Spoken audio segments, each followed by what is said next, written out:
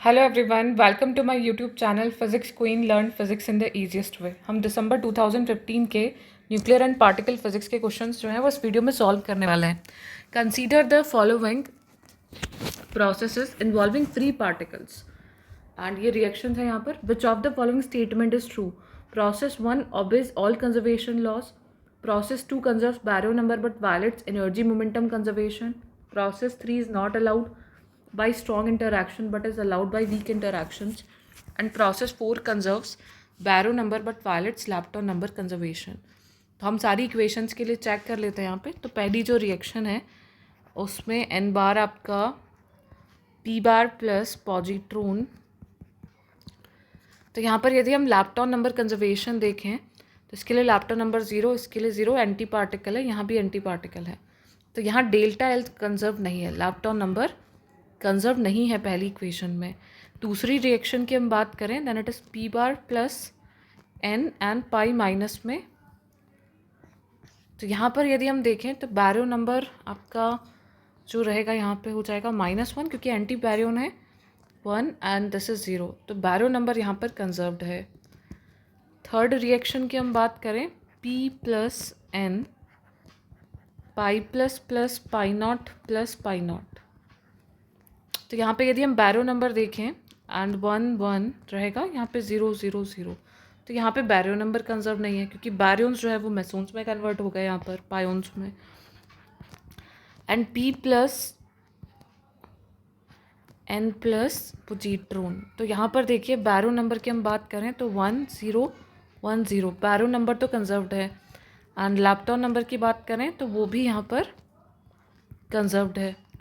ठीक है, तो ये सारे कंजर्वेशन लॉस फॉलो हो रहे हैं। अभी ऑप्शंस के अकॉर्डिंग हम लोग यहाँ पर डील करते हैं। सो पहले ऑप्शन में हमें गिवन है कि प्रोसेस 1 जो है वो सारे कंजर्वेशन लॉस को फॉलो करती है, लेकिन यहाँ लैप्टॉन नंबर कंजर्व नहीं है। तो हमारा जो ऑप्शन ए है वो ट्रू नहीं है, that is a false statement. And second process बोल रहा है कंजर्व्स बैरो नंबर, तो बैरो नंबर को कंजर्व कर रही है but violates energy momentum conservation. अब यहाँ से आप देख सकते हैं कि प्रोटॉन और न्यूट्रॉन हैवियर है as compared to the pi minus. Pion से ये इनका मास कम रहेगा, तो मास काफ़ी ज़्यादा है। तो इन दोनों का मास मिला के आपको पायोन नहीं मिल रहा है, तो या तो कुछ एनर्जी यहाँ पर रिलीज होनी चाहिए थी, है ना। और यदि हम मानते हैं कि इनिशियली रेस्ट पे है तो या इनके पास काइनेटिक एनर्जी होगी कुछ, है ना। तो इस केस में ये जो रिएक्शन है ये एनर्जी मोमेंटम कंजर्वेशन को फॉलो नहीं कर रही है। So option B will be the correct answer. Process 2 conserves baryon number but violates energy momentum conservation. Process 3 is not allowed by strong interaction but is allowed by weak interaction. तो process 3 allowed ही नहीं होगी क्योंकि ये बैरो number को conserve नहीं कर पा रही है। एंड प्रोसेस 4 जो है वो बैरो नंबर और लैप्टॉन नंबर दोनों को कंजर्व करिए, तो ये भी ऑप्शन यहाँ से डिस्कार्ड हो जाएगा। तो option B will be the correct answer. Next question देखिए। Of the nuclear of mass number A equals to 125 the binding energy calculated from the liquid drop model and the asymmetry energy are AC.7। ये देखो कल भी हमने question किया था same. और maximum हमें बताने की बाइंडिंग एनर्जी किसके लिए होगी।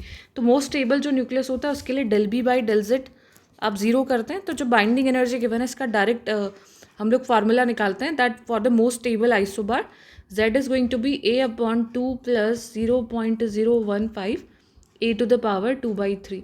तो यहाँ पर जो वैल्यू है A की दैट इज़ 125। तो Z की वैल्यू इसके लिए निकालनी है, then it is 125/2 into 0.015 and 125/2/3। कल हमने किया था सेम क्वेश्चन 216 के लिए, वहाँ पर 86 ऐसा कुछ आंसर आया था। तो यहाँ पर देखिए तो ये आ जाएगा 125 सॉरी ये प्लस है यहाँ पर गलती से हो गया, ये 2 प्लस 0.015 इंटू 25।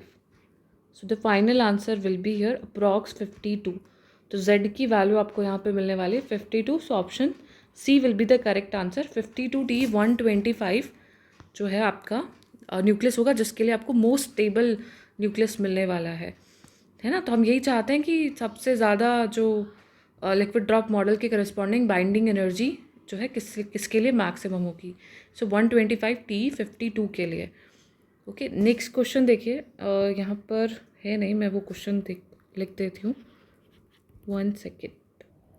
इस क्वेश्चन में आपको गिवन है 13 एल्यूमिनियम 27 और इसके लिए आपको क्वाड्रपोल मोमेंट जो है वो फाइंड आउट करना है। ठीक है, ये क्वेश्चन दिसंबर 15 का ही है। तो क्वाड्रपोल मोमेंट निकालने के लिए आपको पता है कि सबसे पहले आपको फार्मूला याद होना चाहिए। तो आपको पता है कि क्यू की वैल्यू जो होती है that is 2j - 1 upon 2j + 1 and यहाँ पर एवरेज ऑफ आर स्क्वायर से हम इसे मल्टीप्लाई करते हैं। और एवरेज ऑफ आर स्क्वायर भी मैंने आपको क्विक रिवीजन सेशन में मेमोराइज करने को बोला था। इट्स 3/5 r0 a⁴ 1/3 और इसका स्क्वायर 3/5 ऑफ आर स्क्वायर होगा।